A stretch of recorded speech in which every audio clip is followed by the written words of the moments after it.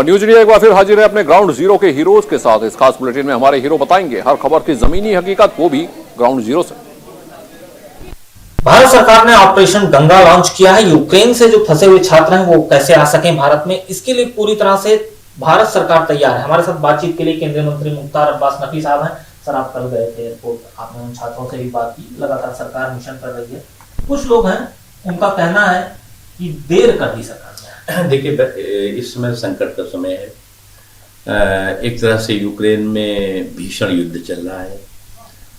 इन circumstances में भारत की प्राथमिकता, प्रधानमंत्री नरेंद्र मोदी जी की प्राथमिकता एक ही है कि जो हिंदुस्तानी वहां पर हैं उनको सुरक्षित हिंदुस्तान वापस लाया जाए।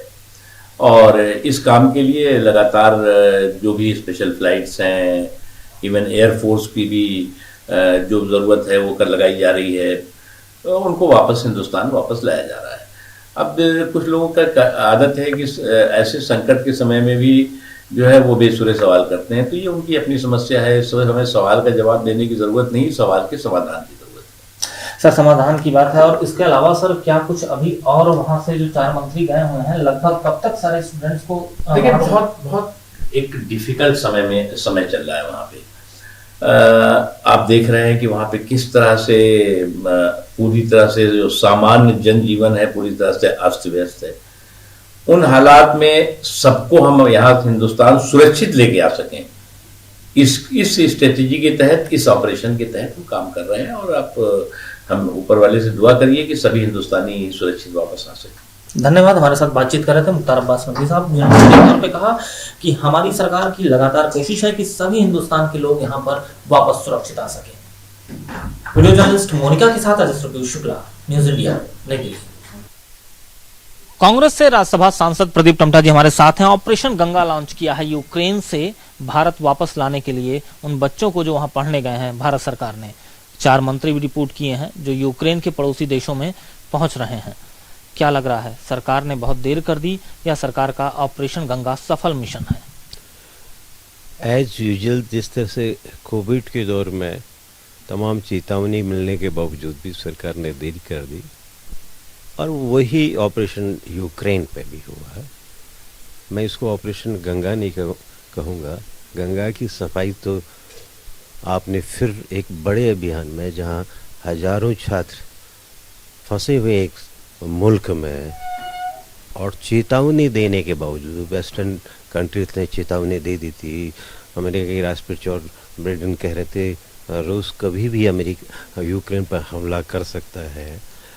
आपने अंतर्राष्ट्रीय चेतावनी और तमाम तरह हालात का ठीक से जायजा नहीं लिया, और उसी समय इस ऑपरेशन यूक्रेन को स्टार्ट कर दिया जाना चाहिए था। कितने हमारे स्टूडेंट्स हैं। आपने ये ऑपरेशन गंगा सो कॉल्ड तब स्टार्ट किया है जब एयर स्पेस यूक्रेन का लगभग बंद हो चुका था। आपके पास कोई संभावनाएं नहीं रही थी। आज आपकी एम्बेसी, आपका न यूक्रेन सरकार से किसी तरह का तालमेल हुआ, न यूएसएसआर से तालमेल हुआ। वो जो एवैक्यूएशन का प्रश्न है, एवैक्यूएशन तो होता है जहाँ लोग आपके पड़े हुए उनको निकालना। अभी तो बच्चों को यूक्रेन के कीव से, खैराकोव से, जहाँ पर वो स्टडी करें, चाहे वेस्टर्न फ्रंट हो या ईस्टर्न फ्रंट हो, उनको पोलैंड के, रोमानिया के बॉर्डर तक पहुँचना। और किन हालतों में पहुंच रहे हैं, कोई पैदल पहुंच रहा है, कोई बस के माध्यम से पहुंच रहा है, कोई ट्रेन के माध्यम से स्थितियाँ। तो वहाँ से है तो एज यूजुअल सरकार को जो प्रथम चरण में सावधानी, अगर उस समय आपने एवैक्यूएट कर लिए होते हैं तो अच्छा था। लेकिन खैर, अभी भी सरकार देर से जागी है, और इसको जब तक वो तमाम बच्चों को वहाँ से इवैक्यूएट ना कर लिया जाए तो सरकारी मशीनरी को, जो उसके एक्सपर्ट हैं, आपके मंत्री जो सोकोल्ड जा रहे हैं वो तो आपके पब्लिक रिलेशंस के लिए जा रहे हैं। इस कष्ट के समय में आप जैसे बम्बई एयरपोर्ट में पहुंच रहे हैं, आपका मंत्री हेलो हाय वेलकम टू स्वागत करने के लिए इस समय उस फ्रंट में, तो मैं समझता हूँ वहाँ हमारी एम्बेसी को और मजबूत करना चाहिए। और एम्बेसी इस बात को, जो यूक्रेन के हमारे अंदर एम्बेसी है, जिन शहरों से हम फंसे वहाँ से लेकर बॉर्डर तक वो छात्र कैसे जाएंगे, जितने दिन वहाँ पर हेल्डेफ हैं उनको किस तरह की मदद की जाएगी, इन सारे लॉजिस्टिक सवालों को भारत सरकार को सोचना चाहिए। और ये बड़ा एक ह्यूमैनिटेरियन वर्क है, इस पर किसी भी तरह की फिर ऑपरेशन गंगा जैसे शब्दों के द्वारा आप उसकी क्या कहते हैं जो उस पीड़ा के को कम मत आके उसको एक प्रचार की वस्तु इवेंट मैनेजमेंट मत बनाइए। लेकिन जहां तक सरकार का कहना है, लगातार मीटिंग कर रही है, खुद प्रधानमंत्री मीटिंग कर रहे हैं, उत्तर प्रदेश चुनाव से वापस लौटते हैं और तत्काल मीटिंग बुलाई जाती है। आज सुबह भी तमाम इस तरह की बातें हो रही थी और 4 मंत्रियों को डिपोर्ट किया है पोलैंड और अन्य देशों में पहुंचने के लिए, जहां से उन छात्रों को बॉर्डर से निकाला जा सके, छात्रों के भोजन इत्यादि की भी व्यवस्था करने की बात सरकार का है। सवाल है जो छात्र जिस यूक्रेन के जिस शहर में हेल्डअप है वहां से लेकर पोलैंड के बॉर्डर तक, रोमानिया के बॉर्डर तक कैसे पहुंचाएंगे? मंत्रीगण यहाँ से भी चीज़ों को फैसिलिटेट कर सकते हैं। आपकी ब्यूरोक्रेसी में जो हमारे उन नेबरिंग कंट्रीज में हमारी एम्बेसी है वो इस चीज़ को भी फैसिलिटेट कर सके। सवाल तो ये है कि इस शेलिंग के दौर में जब लड़ाई अभी जारी है उसमें उस बॉर्डर तक पहुँचाने के लिए डिप्लोमेट के जो मंत्रीगण हैं, हाँ वो ये काम कर सकते हैं कि उन नेबरिंग बॉर्डर स्टेट के सरकार से मिल करके हमारे जो हेल्ड अप हो रहे हैं उनको फैसिलिटेट करें। लेकिन सवाल पर जो सरकार जागी है ना तब जब 24 फरवरी को लगभग रूस ने आपके यूक्रेन पर हमला कर दिया था। उसके बाद जब आपका एयरपेस वहाँ पर बंद हो गया तब तो आपके हाथ बन चुके थे, सरकार के हाथ बन चुके थे। उससे पहले के दौर में वो तेजी, वो जागरूकता, ये जो अंतर्राष्ट्रीय जगत से आ रही थी कि कभी भी हमला हो सकता है, जहाँ पर पहला जो मौका था उसमें बहुत बड़ी चूक भी, जिसकी वजह से आज हमारे छात्रों को जो बहुत सी चीज़ें दुश्वारियों का, डिस्क्रिमिनेशन का जो सामना करना पड़ा है, इससे सरकार उस जिम्मेदारी से बच नहीं सकती। और मैं इसीलिए कह रहा हूँ कि हमने वो पहली जो कोविड के दौर की चेतावनी थी कि कोई खतरा आने वाला है, उससे भी हमने सबक नहीं लिया है कि एक बड़ा खतरा फिर आने वाला है। तो आज तो इसलिए प्रॉब्लम तो यही कि जो फंसे हुए छात्रों को बॉर्डर तक पहुंचाना भी तो एक बड़ी है। उसके लिए सरकार को, मंत्रीगण को या सरकार को किसी तरह की पहल लेनी चाहिए और जो छात्र वहाँ रुके हैं उनकी भोजन की से लेकर अन्य तमाम संदर्भों में स्टेप करना चाहिए। बिल्कुल, हमारे साथ प्रदीप टमटा जी मौजूद थे, कांग्रेस से राज्यसभा सांसद हैं। उन्होंने सीधे तौर पे कहा सरकार से एक बड़ी चूक हुई है इस ऑपरेशन गंगा को लॉन्च करने में, क्योंकि ऑपरेशन गंगा पहले ही लॉन्च कर देना चाहिए था ताकि जो छात्र वहां फंसे हुए हैं उन्हें पहले ही अगर ले आती सरकार तो ज्यादा बेहतर था। यूक्रेन में फंसे भारतीय छात्रों को लगातार केंद्र सरकार ऑपरेशन गंगा चलाकर वतन वापसी ला रही है। उनके जो परिजन हैं वो हमारे साथ हैं। क्या नाम है आपका? मेरा नाम योगेश शर्मा है। अच्छा, आपकी सिस्टर यूक्रेन में हैं, अभी किस जगह की हुई है? खार्किव, टर्नोपिल एक जगह है, वहाँ है। तो अभी वो आ रही है रोमानिया बॉर्डर होते हुए। अभी बता रहे हैं कि उसकी फ़्लाइट 1 बजे है। आखिरी समय कब बातचीत हुई थी आपकी सिस्टर से? मेरी रात के 12 बजे बात हुई थी, तो बोल रही थी कि वो फ़्लाइट में बैठ गई है और अभी 1 बजे तक या 1:30 बजे तक आ जाएगी। क्या उन लोगों ने बताया फिलहाल क्या कंडीशन है वहाँ? वहाँ जो वो जिस जगह टर्नोपिल थी वहाँ थोड़ा कम था, बट वो जैसे जैसे थोड़ा अब टाइम बढ़ रहा था तो सभी को टेंशन हो रही थी, तो इसलिए फिर वो वहाँ से रोमानिया बॉर्डर होते हुए आ रही है। आप भी? हाँ जी, मैं इन्हीं के साथ। अच्छा, ये बताइए, क्योंकि जो हालात कीव और खार्किव में देखे जा रहे हैं उसके बाद लगातार केंद्र सरकार ने ऑपरेशन गंगा चलाया है, केंद्र सरकार की इस पहल को आप कैसे देखें? बहुत अच्छी पहल है। सबसे पहले अपने जो स्टूडेंट्स हैं वहाँ खासकर उनको ध्यान दे रहे हैं उन पे, तो अच्छा लग रहा है बहुत कि जल्दी से जल्दी इनको, क्योंकि वही हमारा मेन आई थिंक फोकस होना चाहिए उस चीज़ पे कि स्टूडेंट्स को जल्दी से जल्दी निकाला जाए और जो पॉलिटिक्स है वो बाद में की जाए। तो ये अच्छा लगा देख के कि इस पे ध्यान है हमारे। दूसरा, जैसे वहाँ उन लोगों को फैसिलिटीज़ प्रोवाइड करवाई जा रही है एयरपोर्ट पे, चाहे खाने की हो चाहे रहने की हो, वो बहुत बढ़िया है। वो बोल रही है कि जब से वो वहाँ एयरपोर्ट गए उन्हें एकदम घर जैसा एनवायरनमेंट मिल रहा है। तो इसके लिए सेंट्रल गवर्नमेंट को और जो भी वहाँ ऑफिसर्स हैं उनको बहुत सारा थैंक यू।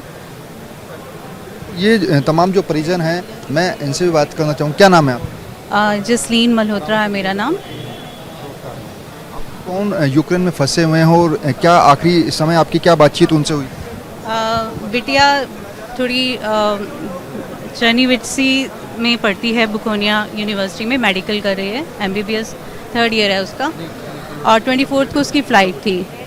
तो हम लोग को पता चल गया था 23rd नाइट में ही कि भाई ऐसे ऐसे वहाँ पर अटैक हो रहा है। तो ये लोग ट्रेन में थे और की पहुँचे जैसे ही, तो तब वहाँ पे सब कुछ स्टार्ट हो चुका था।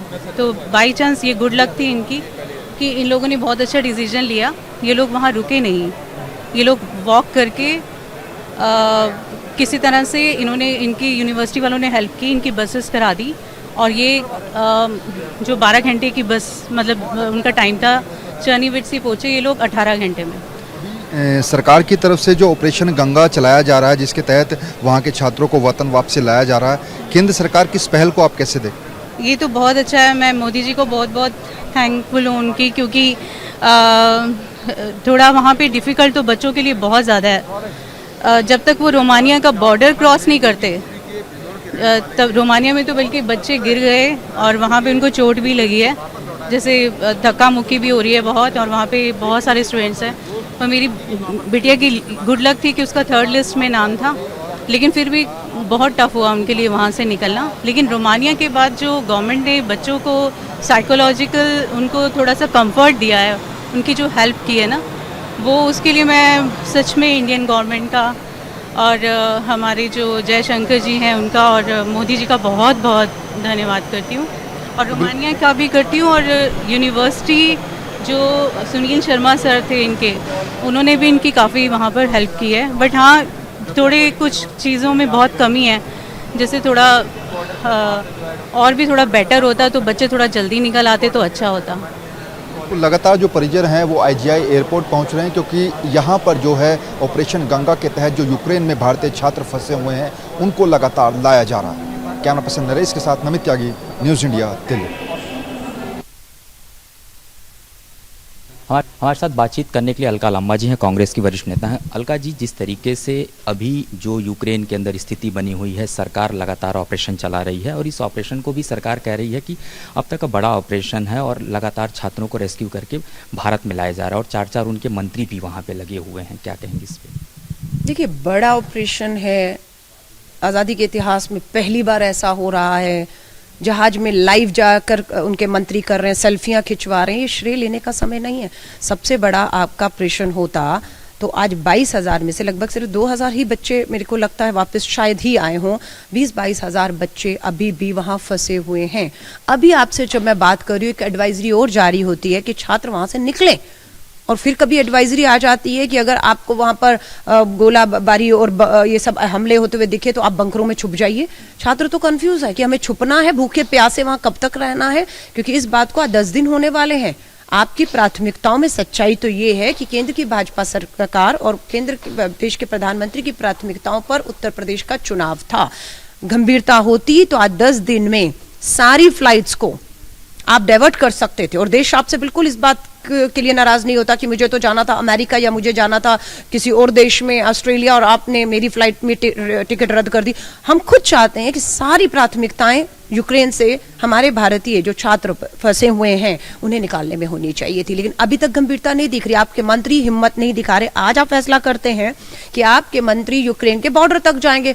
हम ये पूछते, जब यूक्रेन का राष्ट्रपति सेना की वर्दी पहन के वहां लड़ सकता है, तो आपके मंत्री यूक्रेन की कीव की हमारी जो एम्बेसी है वहां जाकर बैठकर एक एक छात्र को निकालना, सुरक्षित निकालने के लिए क्यों आगे नहीं आ रहे? इतने डरे हुए हैं। ये मंत्री को इसलिए भेजा जा रहा है ताकि हौसला बढ़े छात्रों का, उनको ये ना लगे कि सरकार उनके प्रति उदासीन है, इसीलिए उन मंत्रियों को वहां भेजा जा रहा है। नहीं, हौसला उनका बढ़ाने के लिए मैं फिर कह रही हूँ, आप सक्रिय दिखते, आपने वहां जहाज उतार दिए होते। समय रहते हुए सारे छात्र, अभी भी 20-25 छात्र वहां पर हैं, अभी भी माँ बाप रो रहे हैं, अभी भी बच्चे फोटोए डाल रहे हैं कि भूखे हैं, प्यासे हैं। वहां पर कितनी भारी बर्फबारी हो रही है, ठंड का समय है, घर बार छोड़कर भूखे प्यासे बच्चे वहां पर फंसे पड़े हैं, और आप यहाँ पर अभी से अपने विज्ञापन और प्रचार कर रहे हैं। आपकी एक नेता तो हेमा मालिनी वहां से वोट भी मांगने लग गई थी, अभी तो बच्चे निकले नहीं थे, और प्रधानमंत्री जी से यूक्रेन रशिया देख रहा है, अरे आपका छात्र आपको देख रहा है, और वो आप उनकी तरफ नहीं देख देख रहे हैं, आप उसका भी फायदा अपने उत्तर प्रदेश के राजनीतिक चुनावों में वोटों के लिए ले रहे थे। शर्म आती है हमें। इतनी असंवेदनशील सरकार शायद ही हमने कभी 70 साल के इतिहास में देखी हो। सच्चाई ये है, हजारों छात्र फंसे हुए हैं, माँ बाप अभिभावकों की जान सूखी हुई है। अपील कर रहे हैं, उम्मीद करते हैं कि सारे देश के इनके सांसद अपनी लोकसभाओं में हेल्प डेस्क लगाएं। हमारे मुख्यमंत्री का राजस्थान के अशोक गहलोत जी हों, हमारे छत्तीसगढ़ के आपने मुख्यमंत्री देखा, लगातार वहां के जो छात्र उनके संपर्क में उन्हें मदद कर रहे हैं। पर ये देश के ऊपर, देश के बच्चों के ऊपर, छात्रों के ऊपर आपदा आई है। सरकार को गंभीरता दिखाने और अभी भी प्राथमिकता नहीं दिख रही है। कैमरामैन आकाश के साथ गौरव मिश्रा, न्यूज इंडिया, दिल्ली। और यूक्रेन में इस समय महायुद्ध जारी है। उसी बीच श्रावस्ती जनपद के कई छात्र फंसे हुए हैं जो पढ़ाई करने गए थे। लगभग 4 साल से वहां पढ़ाई कर रहे थे, लेकिन युद्ध के बीच श्रावस्ती जनपद के कई ऐसे छात्र हैं जहां पर वहां यूक्रेन में फंसे हुए हैं। हम इस समय एक परिवार के घर पर मौजूद हैं। हम उनसे जानेंगे किस हालात में उनके जो पढ़ाई करने गए थे बेटे वहां पर किस हालात में है। भाई साहब, आपका जो लड़का वहां पढ़ाई करने गया था इस समय किस हालात में है? इस वक्त वहाँ की स्थिति बहुत ज़्यादा खराब है। अभी 2-4 दिन पहले तो कुछ सही थी, मगर इस वक्त बहुत ज़्यादा बमबारी मतलब वहाँ पे हो रहा है। और मतलब यही हम चाहता हूँ, आप लोगों से कहना चाहूँ बेगुनाह में पत्रकार महोदय से, प्रधानमंत्री से कह के कोई सूरत है हमारे बच्चों को वहाँ से भगा लीजिए। हम लोग बहुत ज़्यादा परेशान है। इस वक्त मतलब वहाँ पे बच्चा आपसे 3-4 दिन पहले बात हुआ था तो मतलब खाना 3-4 दिनों का खाना नहीं खाया है, ना हम पूरे परिवार मतलब खाना 3-4-5 दिन हो गया खाना नहीं पका हुआ है। हम लोग पानी पी के बिस्कुट खा के अपना मतलब गुजारा बतर कर रहा हूँ। और प्रधानमंत्री से हाथ जोड़ के अपील है कि हम हमारे बच्चों को वहाँ से सुरक्षित मंगा ले। हम लोग बहुत ज्यादा परेशान हुए। क्या नाम है आपके लड़के का? हमारे लड़के का नाम है सद्दाम मैनी। अच्छा, कितने वर्ष पहले पढ़ाई करने गया था? कौन सी पढ़ाई करने गया था? डॉक्टरी MBBS करने गया था यूक्रेन में। और हमारा बच्चा कह रहा कि पापा हम इस तहखाने के नीचे रह रहा हूँ। तो कब बात हुई थी? परसों हमारी बात हुई, तब से हमारा कोई बातचीत नहीं हुआ है। अब वो किस हाल में है किस हाल में नहीं तो ऊपर वाला जाने। तो साफ तौर से गार्जियन का कहना है कि जो हमारे वहाँ जो यूक्रेन में बच्चे फंसे हैं वो हालात वहाँ पर 10 से बदतर हो रही है। और आए दिन पर डे वहाँ पर बमबारी रूस कर रहा है। और यहाँ के जो परिजन है प्रधानमंत्री से बार बार अपील कर रहे हैं कि हमारे जो बच्चे वहाँ पे फंसे हैं उनको सुरक्षित निकाला जाए। Durgesh Shukla, news India, Shravasti. देश भर में महाशिवरात्रि का पर्व आज बड़े ही उत्साह के साथ मनाया जा रहा है।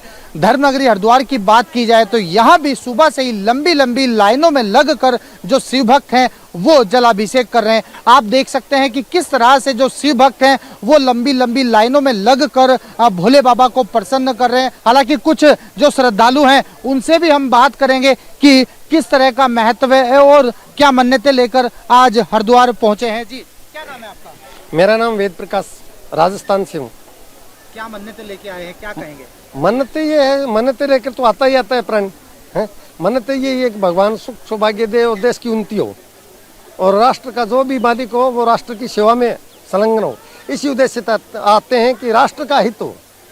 पहली मांग तो ये है, फिर गृहस्थी रह गए तो घर की भी कुछ कामनाएं होती हैं तो घर की कामना लेकर के आते हैं।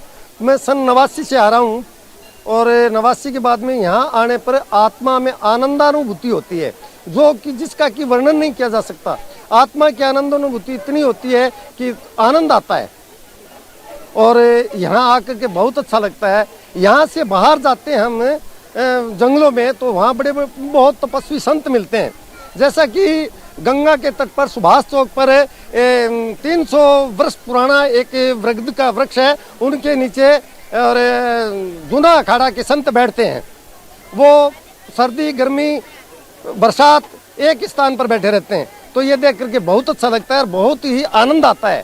कोरोना काल भी रहा है, 2 साल नहीं आए, कैसे करा? कोरोना काल में भगवान जी की कृपा से और मैया की कृपा से आए हैं। 2-3 बार तो कोरोना की वजह से नहीं आ सके, लेकिन कोरोना चला गया उसके बाद में आए। मंदिर है भोले बाबा की ससुराल भी कहा जाता है। हाँ, क्या कहेंगे? इस मंदिर में आकर के तो आनंद ही विभोर हो जाते हैं। क्या है कि अगर गंगा स्नान करने के बाद में अगर दक्ष के मंदिर में नहीं जाया जाता है और माया देवी के मंदिर में नहीं जाया जाता है, तब तक गंगा स्नान का कोई महत्व नहीं है। गंगा स्नान तभी माना जाता है जब दोनों स्थानों पर जाया जाता है। शक्तिपीठ है यहाँ माया देवी, मायापुरी नाम था इसका। हरिद्वार तो श्री राम के आने के बाद में इसका नाम पड़ा है और पहले हरिद्वार, ऐसा शास्त्रों में लिखा है, ऐसा क्यों हम सुन रहे हैं। देखिए, ये थे हमारे साथ शिव भक्त और साफ तौर पर इनका कहना है कि जिस मंदिर में आज इन्होंने जलाभिषेक किया है, हालांकि दक्षेश्वर महादेव इनको कहा जाता है और प्राचीन काल से ही इस मंदिर की एक विशेषताएं हैं, तो कहीं ना कहीं अपने मन्नत लेकर यहाँ पर लगातार ही जो शिव भक्त हैं वो पहुंच रहे हैं। अपने सहयोगी के साथ मैं संजय पुंडीर,